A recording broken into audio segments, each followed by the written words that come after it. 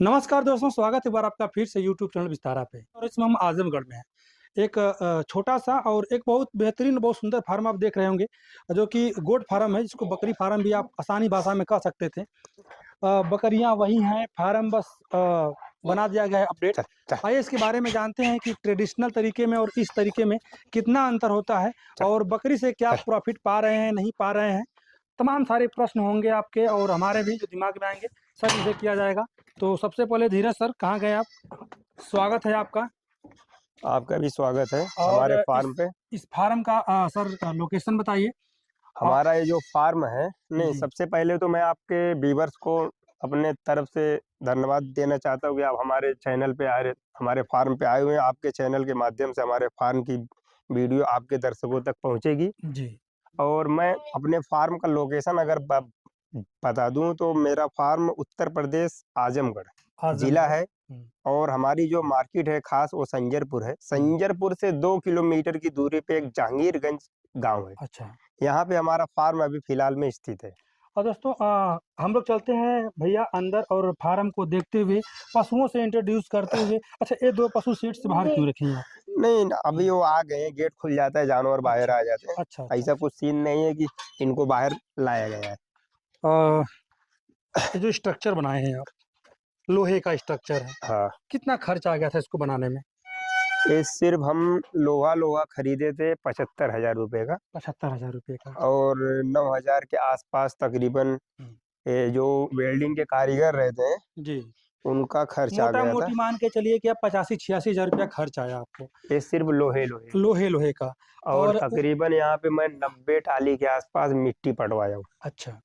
और 6 टाली ईंट मंगवाया हूँ। जी। सीमेंट बालू आज की डेट में मजदूरी क्या चल रही हो आपको मालूम है। पूरा फार्म कंप्लीट करने में 3.5 से पौने 4 लाख रुपए तक पौने 4 लाख खर्च रुपए हुआ तक।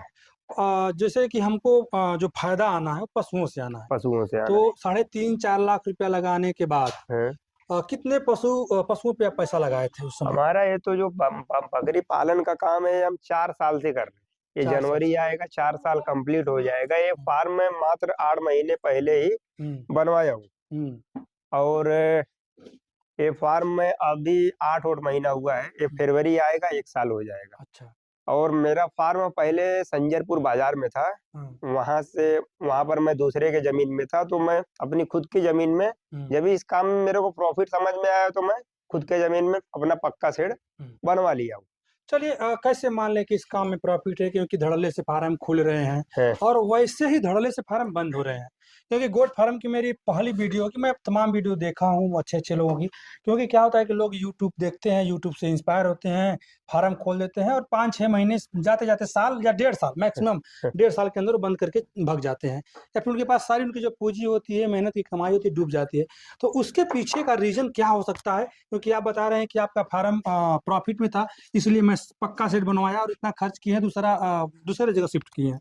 ये जो फार्म बंद बंद हो जाते हैं हुँ, उनके बारे में मैं पहले बात करना चाहता हूँ। ना जानकारी की वजह से फार्म बंद होता है, अच्छा। फर्स्ट बात हो गई। हुँ, और सेकंड बात ये है कि अभी इस टाइम बकरी पालन का जो ट्रेनिंग देते हैं हुँ, वो क्या बोलते हैं, लो बजट में अपना आप शेड बनवाइए, अच्छा। जानवर पे ज़्यादा खर्च कीजिए और शेड हाँ, उनके कहने का निर्माण मतलब में कि स्ट्रक्चर पे कम से कम खर्च कम हो से कम और खर्च पैसा कीजिए। आना है पशुओं से, तो पशुओं पे ज़्यादा ध्यान हाँ, दिया जाए। अभी आप एग्ज़ाम्पल के तौर पे आप ये मौसम देख लीजिए, ठंडी का मौसम स्टार्ट हो गया है। जी।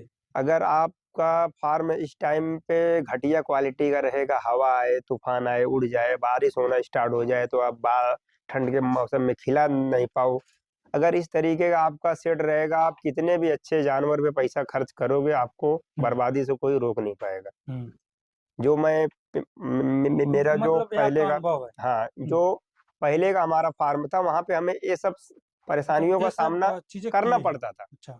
और मैं बहुत ज़्यादा परेशान हो गया, तो मेरा फार्म भी एक टाइम के लिए बंद होने की कगार पे आ गया था। अच्छा। लेकिन यहाँ पे जब से मैं शिफ्ट हुआ, मेरे को ऐसी कोई समस्या तब से आई नहीं है, ना तो अपने दिलो-दिमाग में ऐसा ख़्याल आता है। हुँ, और तीसरी बात क्या है कि लोग हुँ। गिनती गिराने के चक्कर में पड़ जाते हैं कि अच्छा। हमारे पास 50 जानवर है, 100 जानवर है। हुँ, अगर वो 50-100 जानवर की जगह 20 ही जानवर रखें, अच्छी क्वालिटी में रखें, जो अच्छी दूध दे, हुँ, अच्छी हाइट लेंथ की हो, चौड़ी हड्डी की हो, उसके बच्चे पैदा हों जो पतली दुबली बकरी के बच्चे जो 1 साल में तैयार होते हैं, उसके 4 महीने में उतने तैयार हो जाएंगे।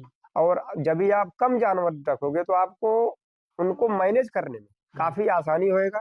और अगर आपके पास ज्यादा जानवर है तो आप सारे जानवर को अच्छी तरीके से देखभाल नहीं कर पाओगे। अगर 100 जानवर है, 2-4 जानवर डिस्टर्ब भी रहेगा तो आपको समझ में नहीं आएगा। चलिए मान लेते हैं कमर्शियल लेवल पे एक तो कम से कम कितना जानवर होना चाहिए? अगर जैसे कोई भाई सिर्फ बकरी पालन से पे अगर निर्धारित होना चाहता है तो जी। कम से कम 50 जानवर रहेगा तो ही रोजी रोटी उसकी चल पाएगी रोजी अच्छी रोटी। क्वालिटी में। और जैसे ये पूर्वांचल का क्षेत्र हुआ है, पर हमारे बगल में बिहार सटा हाँ, हुआ हाँ, प्रदेश है, हाँ। तो जो इस इन्वायरमेंट के हिसाब से कौन सी बकरी आपको अभी तक सबसे अच्छी लगी है जो कि हमारे इन्वायरमेंट में सूटेबल है? अगर मैं अपने मुंह से क्या बोलूं, आपके वीडियो के माध्यम से लोग देख ही रहे हैं मैं किस ब्रीड पे काम कर रहा हूँ। जी। मैं बकरी तो तोता पैरी भी पाला हूँ, अच्छा। सिरोही वगैरह भी लाके पाल चुका हूँ, ले देसी भी पाल के रखा होता, लेकिन इनके जैसी कोई बकरी मेरे हिसाब से है ही नहीं। तब 4 साल का जो आपका एक्सपीरियंस है, हाँ, आपके एक्सपीरियंस के हिसाब से बर्बरी नस्ल की जो बकरी है हाँ, ये वो खाने पीने में बहुत अच्छी रहती हैं और हुँ, बीमार कम पड़ती हैं हुँ, और खूबसूरती के हिसाब से इनका रेट अच्छा मिल जाता है। और अच्छा। आज के टाइम पे जो फार्मिंग से अगर देखा जाए तो फार्म के बनिस्बत लोग बकरी कम पालते हैं, शौक के लिए ज़्यादा पालते हैं 2-4 जानवर। अच्छा, अगर मैं शौकीन जानवर रखूँगा तो ही आराम से बिक पाएगा। अच्छा, और अगर गड़बड़ जानवर मैं रख रहा हूँ जो कटिंग पर्पस में इस्तेमाल होते हैं, वो जानवर को चीक आता है तो आपका 5,000 का माल है तो 2,000 रुपए हुँ, दाम लगाएगा। हुँ, तो आप अगर वो जानवर 2,000 में बेचोगे तो आपकी जो मेहनत मजदूरी वो भी उससे वसूल होने वाली है नहीं।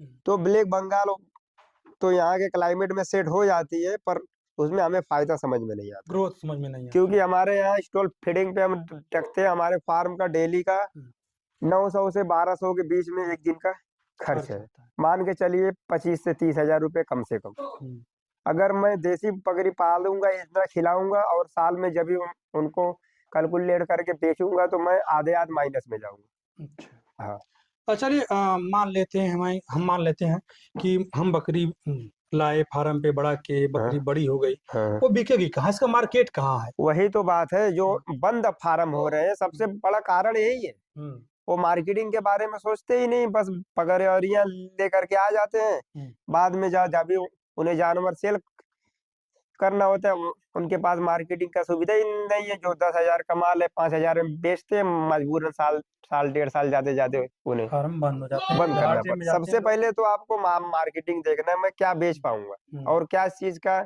इस टाइम मार्केट में डिमांड है। हुँ, जैसे जिस जिस तरफ की हवा चल रही है, हुँ, अगर उस हिसाब से आप फार्मिंग में आओगे हुँ, तो आपको कोई फेल नहीं कर पाएगा। हुँ, अभी चल रही है हवा पूर्वा, आप चलोगे पछुआ तो आपको हवा रोकेगी। रोकेगी, हवा के विपरीत स्पीड चलोगे कम हो जाएगी तो आपकी। आपकी स्पीड कम हो जाएगी। हुँ, अगर आप हवा की दिशा में चलोगे तो आपकी स्पीड तेज रहेगी, आप अच्छी तरीके से हुँ, रन करोगे। आज के और मैं बर्बरी पे काम इसके लिए कर रहा हूँ कि आज के टाइम में हुँ, बर्बरी का डिमांड हर बकरियों से ज्यादा है। तो अच्छा। मैं बर्बरी पे काम कर रहा हूँ, मेरे जानवर आसानी से सेल हो रहे हैं, अच्छे रेट में सेल हो रहे अच्छा चलिए बर्बरी को आप यूज़ करते हैं, बर्बरी दूध के लिए भी जानी जाती है और मीट के लिए भी जानी जाती है। हैं। हाँ। तो जो आपकी ब्रीड है हम्म, काफ़ी प्योरिटी में है। हम्म। तो जो बर्बरी की असली पहचान क्या है? क्योंकि आपके पास 4 साल का अनुभव है और अनुभव के हिसाब से होता है कि बर्बरी का पहचान क्या है? क्या कैसे बर्बरी का पहचानेंगे कि पहचान हुँ, आपको मैं बताना चाहता हूँ। ये हुँ, हमारे फार्म का ब्रीडर है जो 4 दांत लगाया हुआ है। हुँ, बर्बरी के जो कान रहते, छोटे कान रहते हुँ, और रॉकेट रहते, अच्छा, खड़े हुए रहते। अच्छा। कोई कोई जानवर ऊपर की तरफ भी खड़ा करता है, कोई कोई सामने की तरफ भी करता है। ये जो बकरा है और इनके शरीर पे जो स्पॉट आप देख रहे हैं, रोकड़ा स्पॉट छपा हुआ है, हुँ, बर्बरी के शरीर पे हुँ, स्पॉट रहेगा। हुँ, आप देखोगे पीछे टांग पे इसके बाल नहीं है। तो अच्छा, बर्बरी के जो बकरे कहते हैं या बकरियां रहती वो उनके टांग पे बाल नहीं रहते। अच्छा।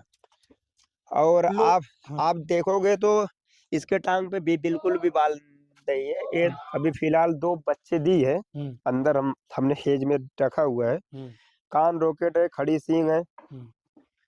अच्छा ये बताइए जो बच्चे पैदा होते हैं, हाँ। कितने दिन बाद बेचने के लिए वो रेडी हो जाते हैं? हमारे पास भाई ऐसा टाइम नहीं है कुछ कि हम इतने ही टाइम में सेल जैसे करेंगे। मतलब आपकी बात कस्टमर अगर आ गए, हुँ, वो बच्चे छोटे-छोटे हैं, हुँ, 3 बच्चे, 4 बच्चे कुछ हैं। हुँ, अभी मैं 3-4 बच्चे और थे, सेल कर दिया और हुँ, तकरीबन 20 बकरियाँ इसमें फिर से बच्चा देने की हुँ, कगार पे आ गई हैं। हुँ, अगर कोई भी भाई शौकीन साथी आ जाता है हुँ, कि हमें ये बच्चा चाहिए, हुँ। जो रेट हमें 3 महीने, 4 महीने के बाद मिलेगा, अगर उस रेट में वो आज खरीदने के लिए तैयार है, तो मैं आज बेच दूँगा। चलिए मानते हैं ताकि कि मेरा 3 महीने का टाइम वेस्ट ना हो हुँ, और मैं जब बच्चे को बेच दूँगा, बकरी का दूध सूखना स्टार्ट हो जाएगा। तो अच्छा, बकरी अच्छे से फिर से तैयार हो जाएगी। हुँ, बकरी हमारी टूटेगी भी नहीं। हुँ, जो 3 महीने बाद इनकम होना था, वो पहले ही हो गया। हुँ। उससे हमारा ढेर सारा फ़ायदा हो जाता है। छोटे बच्चे बेचने में फ़ायदे हैं कि बड़े बकरे के बेचने में फ़ायदे हैं? अगर ज़्यादा फ़ायदे की बात करें, जिसके पास स्पेस है, हुँ, जो टाइम दे सकता है, हुँ, अगर वो बच्चा बड़ा करके बेचेगा, हुँ, अगर वो उसके यहाँ पट पैदा हुई, हुँ, अगर वो 15 महीने की पट होएगी, हुँ। जब भी वो बेचेगा तो उसको डबल फ़ायदा होएगा। चलिए पर मानते टाइम हैं कि देना एक पड़ेगा उसे। बच्चा जो आज पैदा हुआ है, हाँ, कितने महीने बाद वो एडल्ट हो जाता है और कितने महीने बाद वो बच्चा मतलब कोई फीमेल हो, हाँ। तो कितने महीने बाद वो बच्चा दे देगी? अभी जो ये बर्बरी नस्ल की बकरियाँ जो हैं, हुँ, ये 8 से 9 महीने जाते-जाते क्रॉस हो जाती हैं। क्रॉस हो जाती हैं। अगर आप क्रॉस नहीं करवाओगे तो ये 2 दाँत, 4 दाँत जब आप क्रॉस करवाना चाहो ज ज जब करवा सकते हो। लेकिन अगर ब्रीडर के साथ में है, हुँ, 8 से 9 महीने जाते-जाते हुँ, क्रॉस हो जाती है। जैसे आप सामने इधर एक देख सकते हो, जी। ये तकरीबन 9 से 10 महीने की है। हुँ, हाँ, हुँ। अभी ये क्रॉस हो करके इसको 2 महीना हो गया। कितने हाँ। महीने में बच्चे देती है? और ये 145 दिन से 150 दिन के अंदर में ये जानवर बच्चे दे देते हैं। आप इस पट की तैयारी देखिए, हुँ, कितने बेहतरीन तैयारी में ये जानवर है अच्छा। और 9 से 10 महीने इसकी उम्र है और ये 2 महीने की प्रेग्नेंट भी है। क्या क्या मतलब जैसे कोई फीमेल हो जो प्रेग्नेंट हो, क्या रेट में मिल जाएगा? अगर कोई नया किसान खरीदना अभी चाहे तो? इस टाइम इसका बढ़िया रेट मार्केट वैल्यू देखा जाए तो 12 से 15,000। 12 से 15,000 हाँ। अगर एक मेल होता 15 महीने का या फिर 1 साल का मेल होता, तो उसका रेट क्या होता? मेल का क्या सीन रहता है, अगर ब्रीडर है, जी। अच्छे स्पोर्ट में है, हुँ, कान अच्छे हैं, सींग अच्छी है, हुँ, तो उसके अच्छे रेट मिल जाएंगे। अच्छा। अगर वो कान से फेल है, कलर से फेल है, हुँ, तंदुरुस्त है, तो वो गोश्त के भाव में जाएगा। तो क्या रेट मिल के आता है? आप मान के चलिए कि अगर जानवर पर में केजी मान के चलिए खड़े पशु का क्या पर रेट है? केजी अगर बकरा ईद में आप बेचोगे तो 5 से 700 रुपए पर केजी के हिसाब से सेल हो अच्छा जाएगा। इसका जो मुख्य मार्केट है, जो मुख्य समय है, हाँ, बकरीद और होली होगा। हाँ। नहीं, हाँ, हम कटिंग में जानवर देते ही नहीं, पहली बात तो ये। हाँ, अगर आप कटिंग में जहाँ जहाँ जानवर देंगे तो आपको प्रॉफ़िट कम होएगा। अच्छा। आप चलिए पालने वाले को जानवर बेचोगे, आप ब्रीडिंग पे काम करते हैं और किसी भाई को ब्रीडिंग, ट्रेडिंग दोनों मेरा है। मैं दोनों है। आपको साफ बताना चाहता हूँ, मैं जानवर बेचता भी हूँ, खरीदता भी हूँ और पैदा भी करवाता हूँ। अच्छा, ऐसा नहीं है कि सिर्फ़ ब्रीडिंग करवाता हूँ। तो ट्रेडिंग में क्या अगर मैं सिर्फ़ ब्रीडिंग करवाऊँगा तो मैं जानवर को खिलाऊँगा कहाँ से? अच्छा, ये भी बात है। हाँ, अगर जहाँ जहाँ मेरे यहाँ डेली का मैं आपको बताया कि 800 से लेकर के 1100 के बीच में खर्च है। हुँ। अगर मैं सिर्फ़ ब्रीडिंग करवाऊँगा 1 साल में कितना खर्च हो जाएगा तो आप समझ ही सकते हो। ट्रेडिंग करते हैं तो फिर कैसे हाँ। भी पशु चिपका देंगे किसी पे। नहीं, ये हमारे यहाँ सारे जानवर सेल के लिए। हुँ, कोई भी बंदा आएगा, जिस जानवर पे हाथ रखेगा, वो जानवर सेल के लिए। अच्छा, ये आपका कांसेप्ट है। हाँ, ये नहीं कि ये नहीं बेचेंगे, वो नहीं बेचेंगे, ये अच्छा है तो ये नहीं बेचेंगे। हुँ, हमारे यहाँ सारे सेल के लिए। अच्छा, हमारे जानवर के हिसाब से हमें पैसा चाहिए, हुँ। सारे जानवर तो सेल आप के लिए। ट्रेडिंग करते हैं तो फिर क्या बर्बरी पे ही नहीं, सिर्फ़ बर्बरी। सिर्फ़ बर्बरी पे? देखिए, मैं आपको पहले ही बताया कि मैं हवा के हिसाब से चलने वाला व्यक्ति हूँ हुँ, और मैं हवा के विपरीत चलूँगा तो इस लाइन में फ़ेल हो जाऊँगा। धारा के विपरीत नाव डूब जाएगी। हाँ, तो कहने का मतलब ये है कि ये तो स्ट्रक्चर पे बात हो गया हाँ, और फार्म बंद क्यों हो रहे हैं उस पे बात हो गया। हाँ। और जैसे कि जो आपका फार्म है उसमें आप लकड़ी के कुछ पटरे रखे हैं, इसका क्या रोल अ, है इसमें? अंदर के साइड में आ जाइए तो आपको मैं बेहतर समझा पाऊँगा जी। और अभी अंदर थोड़ा हमें चूना वगैरह भी छिड़कना था तो मैं टाइम के अभाव में चूना नहीं डाल पाया हूँ। जी, हाँ, अभी ये जो गेट के अंदर का सीन है, जी। हमारे जानवर रात में इसके अंदर रहते अच्छा रात में इसमें आ जाते हैं। हैं। जैसे ही सुबह होती है हम आते हैं, सबसे पहला काम हमारा क्या है, शेड के अंदर से जानवर बाहर करना। अच्छा, अगर बारिश भी होता रहेगा तो भी बाहर करूँगा क्योंकि मैं अपना शेड उस हिसाब से बनवाया हुआ हूँ ओपन एंड क्लोज़। कि बारिश भी होएगा तो हमारे जानवर छाँव में आ जाएँगे। अच्छा, बाउंड्री एरिया अलग है, छांव वाला एरिया अलग है और नाइट सेट अलग है। अभी यहाँ से जानवर को बाहर निकालता हूँ क्यों? ताकि ये पूरे दिन में अच्छे से सूख जाए और चूने का छिड़काव हर दूसरे तीसरे दिन कर देता कर हूँ। देते फंगस के लिए। हाँ, ताकि बैक्टीरिया जो भी इसमें रहते हैं वो पनपे ना, खत्म हो जाए और फार्म हमारा सूखा रहे। अच्छा। अभी यहाँ पे थोड़ा और भी काम करवाना है क्योंकि अभी यहाँ पे पूरा कंप्लीट रूप से शेड हमारा तैयार नहीं है। अच्छा। हम जुगाड़ सिस्टम से ही समझो कि जो हमारा पुराना फार्म था वहाँ का सब उजाड़ पजाड़ के लेके आए हुए हैं, जैसे तैसे सेट किए। अभी इसमें हमें मट्टी और डालना है और दूसरा जो ईंट रहता है पूरे फर्श पे ईंट बिछाना है। जैसे ये चीजें तो हो गई, मैं लकड़ी का रोल क्या था ये पूछ रहा था कि इसका क्या रोल है? अभी इस पे जानवर बहुत सुकून से बैठते हैं, वो सीने से और नमी से दूर रहते हैं। अगर बकरियों को आप नमी से बचाएंगे तो बकरियां आपकी बीमार नहीं पड़ेंगी। अच्छा, जैसे इनका समझो कि सबसे बड़ा दुश्मन नमी है। हाँ, ये सूखे में रहना ज्यादा पसंद करते हैं। छोटे बच्चे कितने दिन के होंगे? ये मान के चलिए 10 से 12 रोज के। तो इसको आप केज में क्यों रखे हैं? अभी इन्हें हम बाहर छोड़ेंगे तो मिट्टी चाटेंगे। अच्छा। हाँ, अगर मिट्टी चाटेंगे तो इन्हें पतला दस्त होना स्टार्ट हो जाएगा। अगर इन्हें पतला दस्त होएगा तो ये जो जानवर ग्रोथ करने की बजाय सूखना स्टार्ट हो जाएगा। कितनी बार इसको फीडिंग कराते हैं आप? हम तो जब भी आ जाते बकरी के थन में दूध दिख गया छोड़ देते हैं। ऐसा नहीं कि दो ही टाइम देना है या 3 ही टाइम देना है, क्योंकि बकरी के थन में अपन दूध भी छोड़ रहे हैं तो थनैला होने का चांस रहता है। अच्छा। और बच्चे पी जाते हैं, इसमें अच्छा खासा स्पेस भी, इसमें खेलते कूदते हैं, दूध हजम भी हो जाता है। अच्छा, जैसे एक बच्ची जो एक बकरी है वो साल में कितनी बार बच्चे दे देती है? ये साल में 2 बार बच्चे को आराम से दे देती है।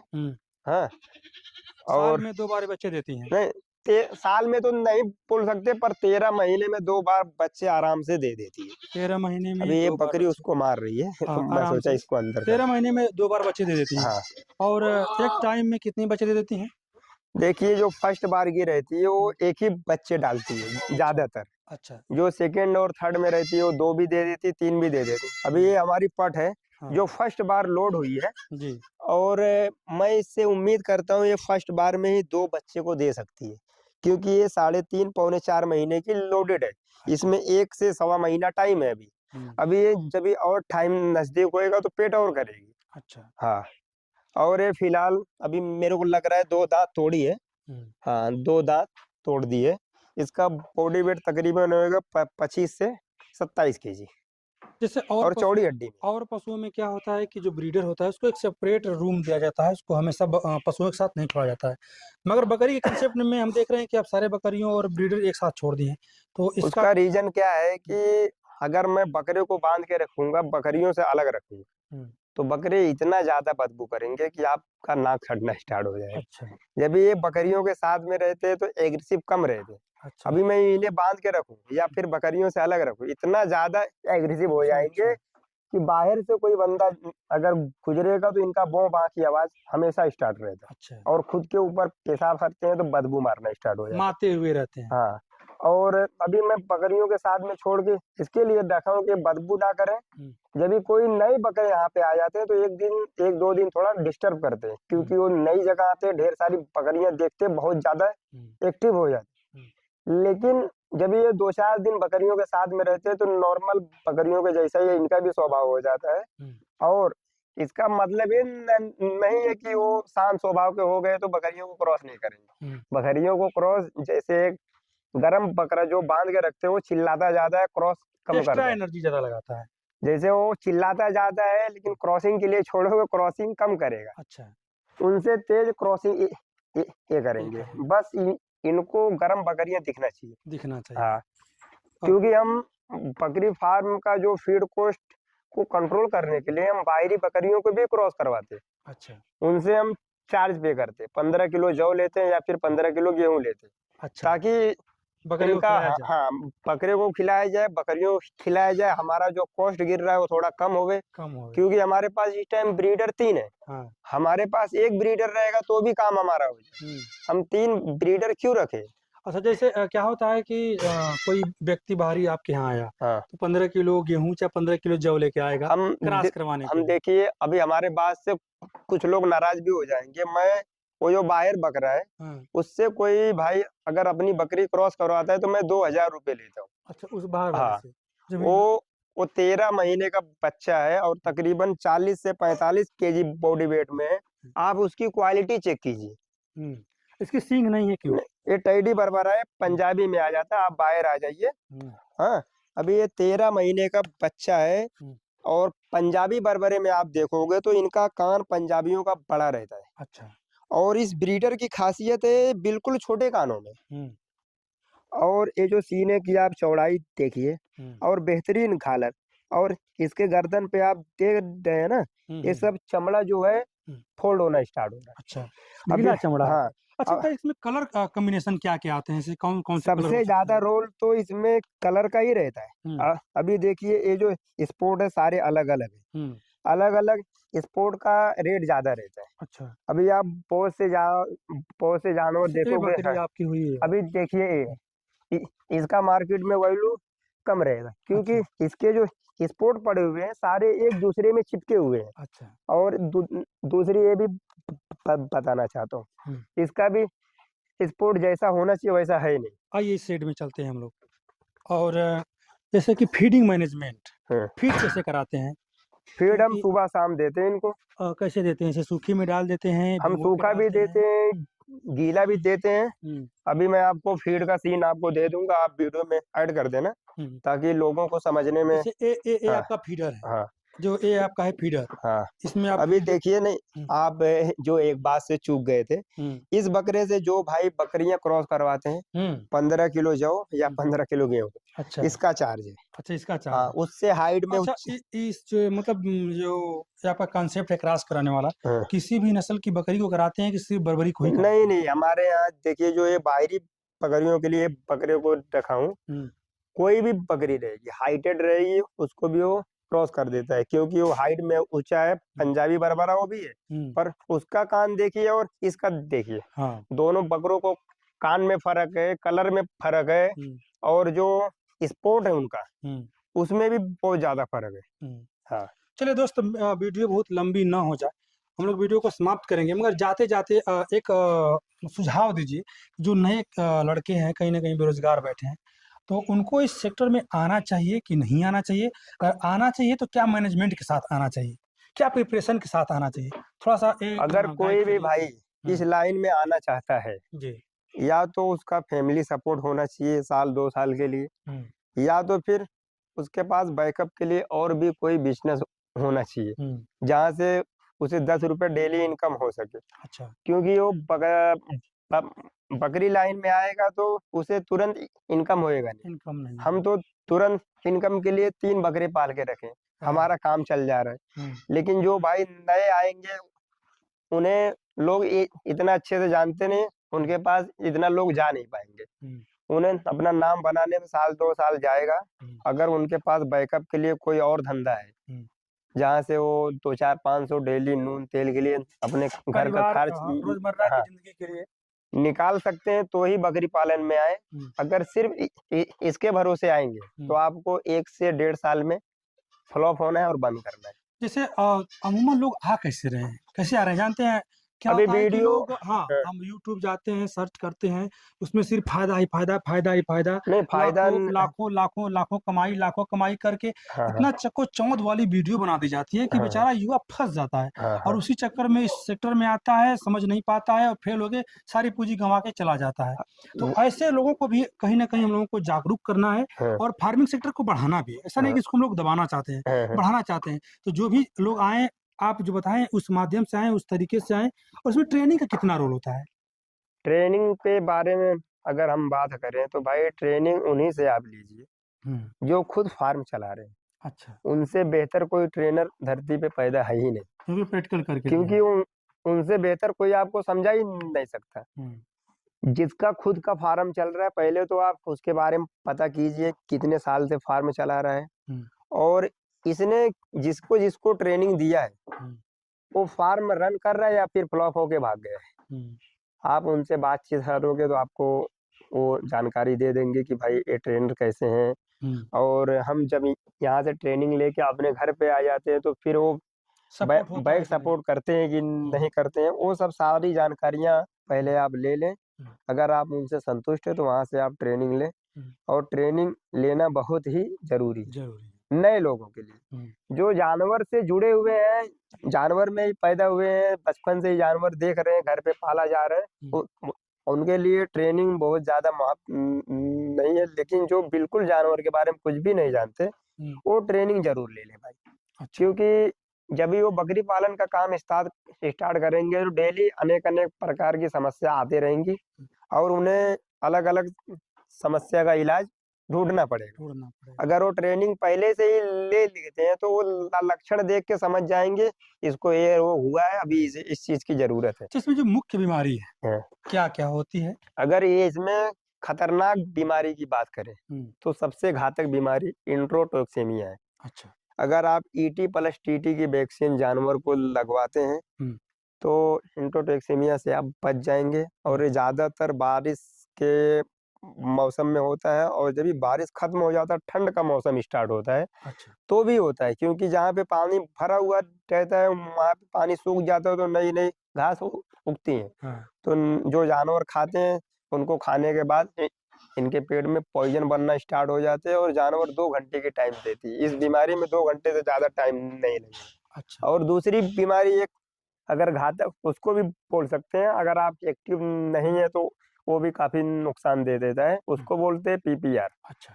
पीपीआर में क्या हो जाता है, सर्दी जुकाम बहुत तगड़ा हो जाएगा, नाक जाम हो जाएँगी, आँख से पानी आना स्टार्ट हो जाएगा, काला दस्त करने स्टार्ट हो जाएँगे, और उनको हाई टेम्परेचर फीवर रहेगा। अच्छा। और फीवर ज़्यादा होने की वजह से जानवर खाना-पीना छोड़ देते हैं। हाँ, और फीवर ज़्यादा होने की वजह से जानवर चारा-पानी क्यों छोड़ता है? जानवर को फीवर रहता है तो भी हल्का-फुल्का चारा-पानी करता है, लेकिन पीपीआर में क्या रहता है, हाई टेम्परेचर की वजह से पूरे गले में क्या बोलते हैं, छाला आ जाता है। छाला। छाला जब भी आ जाता है तो जानवर खाना-पीना भी सोचेगा, तो छाले में जाके जब भी चारा चुभता है तो वो चारा नहीं खाते। अच्छा। तो हमें उस चीज़ का ख़्याल करना है कि हमें जानवर को क्या देना है, कैसे ट्रीट करना है। अभी जो भाई पर्सनल में ये सब जानकारी लेना चाहते हैं, वो हमारे यहाँ कॉन्टैक्ट करके हमसे उसके बारे में विस्तार पूर्वक जानकारी ले सकते हैं। इतना अनुभव और इतना तकनीकी ढंग से जानकारी रखना, हाँ। आप कहाँ से ट्रेनिंग किए हैं? मैं तो कहीं से ट्रेनिंग नहीं लिया। और फिर हमारे जो फार्मर साथी हैं, काफ़ी टाइम से जो फार्म चला रहे हैं, हम उनके संपर्क में रहते हैं। एक्सपीरियंस, हाँ, जो उनका पिछला एक्सपीरियंस प्लस हाँ, आपका एक्सपीरियंस, काफ़ी मैं एक्सपीरियंस है। उनसे नहीं, मैं ये नहीं बोलता कि मैं डॉक्टर हूँ या फिर मैं सब चीज़ सीख चुका हूँ। जो चीज़ मेरे को नहीं समझ में आता है, जो अनुभवी किसान है, जो ज़्यादा टाइम से इस लाइन में जुड़े हुए हैं, उनके यहाँ कॉन्टैक्ट करता हूँ, भाईजान मेरे को ऐसी-ऐसी समस्या आ रही है, क्या करूँ? इसका मैं ये इलाज कर चुका हूँ, और क्या इलाज करना चाहिए कि बेहतर इनको आराम हो जाए जल्दी से जल्दी। तो मैं ऐसे एक-दूसरे से सीख रहा हूँ और आगे बढ़ रहा हूँ। अच्छा, सरकारी सहयोग में अगर देखा जाए तो फिर गवर्नमेंट की तरफ से कोई सरकारी सहयोग? सरकारी सहयोग तो देखो हमारे यहाँ तक अभी कोई डॉक्टर सरकारी आए ही नहीं। अच्छा। अगर हम सरकारी डॉक्टर के पास भी जाते हैं, जो जिस दवा पे लिखी रहती है नॉट फॉर सेल, वो भी दवा वो हमें अगर देंगे तो उसका भी पैसा लेते हैं। तो हम सरकारी डॉक्टरों के चक्कर में पड़ते ही नहीं। अच्छा। हाँ। सरकार का मुहिम है कि एनएलएम योजना, जो तमाम योजनाएँ चलाती है सरकार, और उसके तहत पशुधन को बढ़ाना चाहती है। तो उसमें कहीं न कहीं वो चीज़ें पेपर पे हैं, धरातल पे आपको नहीं दिखता है क्या? ये बात तो सही है। मैं एक बार लोन के लिए अप्लाई करना चाहता था। कुछ उसमें गवर्नमेंट की तरफ से सब्सिडी वगैरह दिया जा रहा था शेड बनवाने के लिए या फिर अपना व्यवसाय आगे बढ़ाने के लिए। तो मैं 2 बैंक में गया, तो वहाँ पे सीधा-सीधा बोल दिए कि अभी ऐसी कुछ योजना हमारे बैंक पे है ही नहीं। अच्छा। हाँ, वो यही बात कह के टाल देंगे। जो पहुँचे हुए आदमी हैं, जिनके पास ऑलरेडी पैसा भरा पड़ा हुआ है, वो बैंक में जाएँगे, उनका काम हो जाएगा। और दोस्तों, कहीं न कहीं ये ज़मीनी हकीकत भी है। होता क्या है कि जिसको मतलब तमाम ज़िले में, आप किसी भी ज़िले का उठा करके देखिएगा, तमाम फार्म कागज़ पे चल रहे हैं, लाखों करोड़ों रुपया लोन दे दिए गए हैं, सब्सिडी उतार लिए गए हैं, मिली-भगत से सारा कुछ हुआ है। मगर हकीकत में जो करने वाला व्यक्ति है, उसके यहाँ तक ये लाभ शायद पहुँचा हो। जैसा कि एग्ज़ाम्पल आप इनको भी देख सकते हैं।